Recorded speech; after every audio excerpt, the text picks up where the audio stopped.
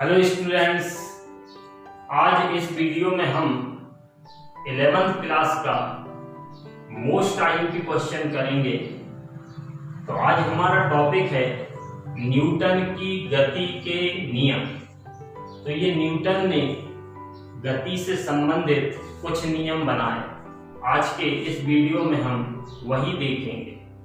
तो यदि ये वीडियो पसंद आए तो लाइक और शेयर जरूर करिएगा, और यदि अभी तक चैनल सब्सक्राइब नहीं किया तो चैनल को सब्सक्राइब जरूर कर लें, जिससे कि आगे के वीडियो आप तक पहुंचते रहे। तो शुरू करते हैं गति के नियम।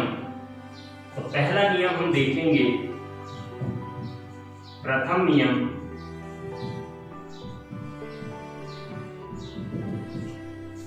प्रथम नियम में न्यूटन ने ये बोला, यदि कोई वस्तु स्थिर है तो स्थिर ही रहेगी, और यदि कोई वस्तु गति अवस्था में है तो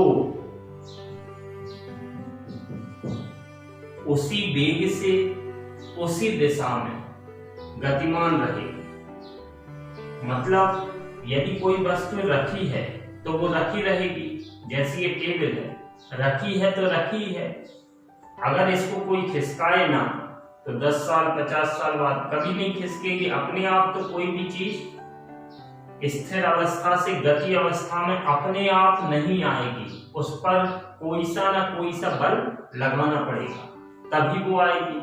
तो ये बात तो समझ में आती है कि स्थिर है तो स्थिर ही रहेगी। जैसी ये बिल्डिंग है, स्थिर अवस्था में है तो स्थिर ही रहेगी। लेकिन आगे न्यूटन ने ये बोला, यदि कोई वस्तु गति अवस्था में है तो उसी वेग से उसी दिशा में, मतलब ना तो उसकी स्पीड कम होगी न ज्यादा होगी, स्पीड वही रहेगी और दिशा भी चेंज नहीं होगी। जिस तरफ जा रही है वस्तु उसी साइड उतनी ही रफ्तार से चलती रहेगी। तो इस बात को थोड़ा सा समझने के लिए हम ये देखते हैं, जैसे एक फुटबॉल का मैदान है, उसमें हमने फुटबॉल पर किक मार दी तो इसका मतलब फुटबॉल गति अवस्था में आ गई। तो न्यूटन जी ने ये बोला था कि फुटबॉल गति अवस्था में आ गई है तो फिर वो उसी स्पीड से उसी दिशा में चलती रहेगी, कभी नहीं रुकेगी। लेकिन आगे चल के थोड़ी देर बाद ये फुटबॉल रुक जाती है। इनके अनुसार जैसे एक हाथ ठेले को हम एक बार धक्का दे दें तो फिर वो कंटिन्यू उसी दिशा में उसी स्पीड से चलता रहेगा, कभी नहीं रुकेगा। तो ये वाली बात थोड़ा समझने के लिए हम ये देखें कि फुटबॉल के मैदान में फुटबॉल और हाथ ठेले को हमने धक्का देके छोड़ दिया, तो ये दोनों भी अपने आप नहीं रुकी हैं। इनको पृथ्वी के गुरुत्वाकर्षण बल ने रोका है। यदि पृथ्वी का गुरुत्वाकर्षण बल नहीं होता तो वास्तव में वो दोनों उसी दिशा में उसी वेग से चलते रहते। तो ये वाली बात है, कोई वस्तु स्थिर है तो स्थिर रहेगी, गतिशील है तो गतिशील रहेगी। कब तक? जब तक कि उस पर हम कोई बाहर से बल ना लगाएं, तब तक ऐसा होगा। अब बाहर से बल लगा देंगे तो स्थिर वस्तु को गति अवस्था में भी ला सकते हैं, और गति अवस्था से वस्तु को स्थिर अवस्था में भी ला सकते हैं। तो ये हमारा पहला नियम। तो इसका स्टेटमेंट हम ऐसे देंगे, इस नियम के अनुसार यदि कोई वस्तु स्थिर है तो वह स्थिर ही रहेगी, और यदि कोई वस्तु गति अवस्था में है तो वह उसी वेग से उसी दिशा में गति करती रहेगी जब तक कि उस पर बाहरी बल न लगाया जाए। ये हमारा पहला नियम है। अब हम देखते हैं द्वितीय नियम। द्वितीय नियम द्वितीय नियम को हम एक सूत्र से याद रखेंगे, F अनुक्रमानुपाती delta P upon delta P। तो ये P, इधर जो P है वो संवेग है, संवेग। और संवेग का सूत्र होता है द्रव्यमान इनटू वेग। इधर जो F है वो बल है। जैसे किसी वस्तु पर हम बल लगाएंगे तब उसका वेग परिवर्तित होगा। जैसे गति की दिशा में बल लगाएंगे तो उसकी स्पीड बढ़ेगी, और गति की विपरीत दिशा में बल लगाएंगे तो उसकी स्पीड घटेगी, मतलब वेग चेंज होगा।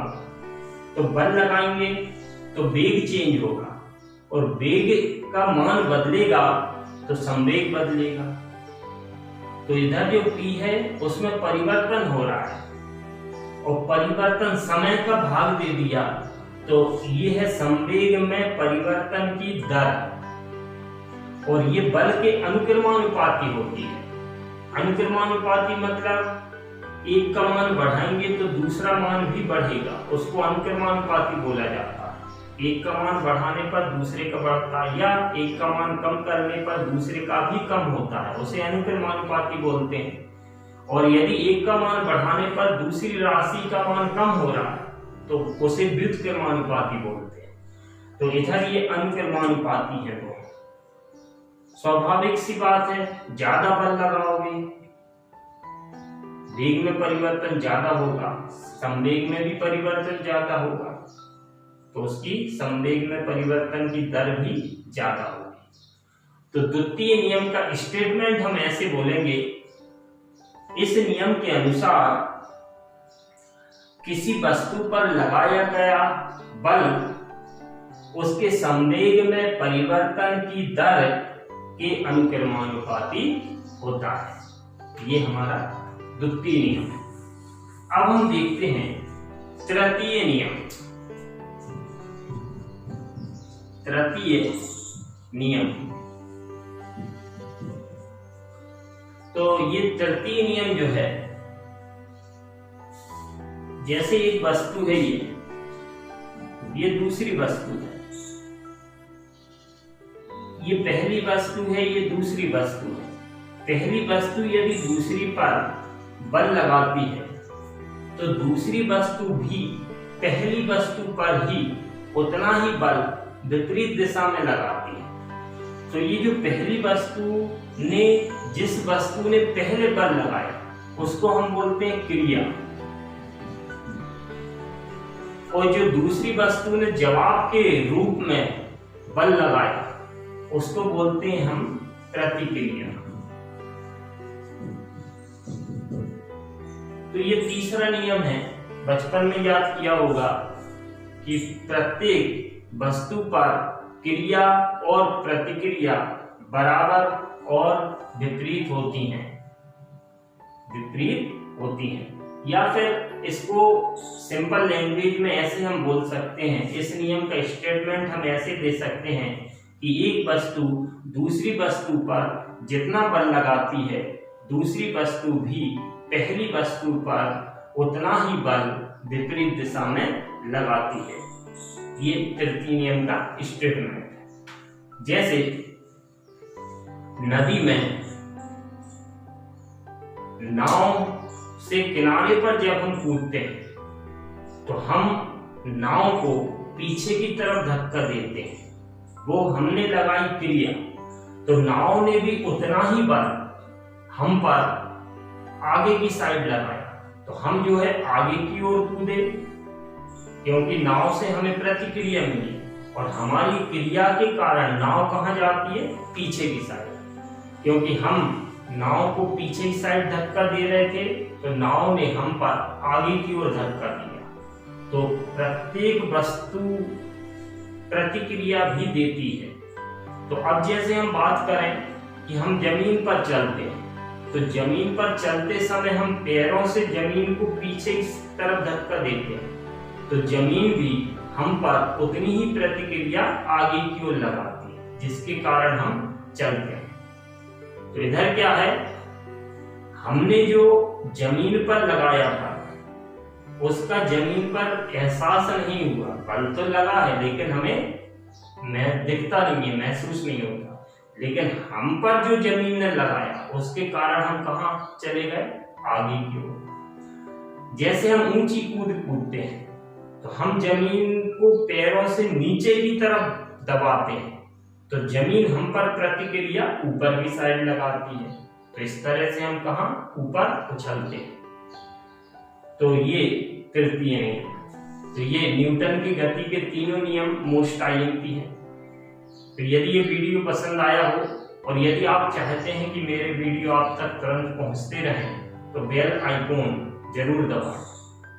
Thank you.